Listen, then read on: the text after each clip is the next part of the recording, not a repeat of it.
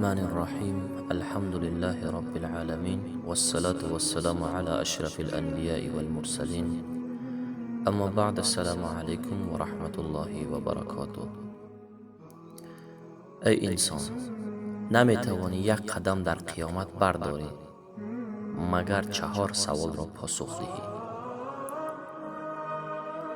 رسول الله صلی الله علیه و سلم فرمودند کسی روز قیامت نمیتواند یک قدم بردارد مگر اینکه باید به 4 سوال پاسخ دهد. یکم سوال این است: الله سبحانه و تعالی از بنده میپرسد عمرت را چگونه و در چه راهی به پایان رسانیدی؟ یعنی اولین سوالی که می شده است از بنده از عمرش بوده است. دومین، علمی که الله برای تو نصیب گردانده بود صرف چی کاری کرده است؟ یعنی که علمی که الله به بنده می بخشد آن را در چی کاری، در چی راه استفاده بوده است. سوم، مالش را از چی راه به دست آورده است و در چی راه خرج نموده است.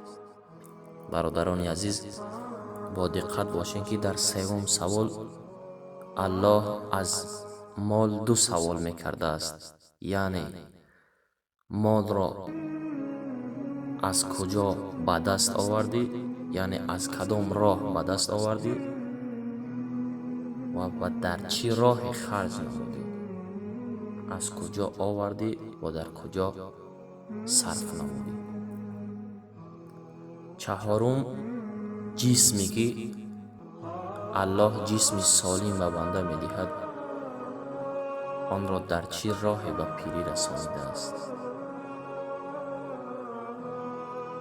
الله برای ما توفیق عنایت بفرماید که این 4 سوال در روز قیامت، یعنی در روز رستاخیز، برای ما و شما آسان بگردد. این حدیث از صحیح ترمذی رقم حدیث 2417 رقم باشد. السلام علیکم و رحمت الله.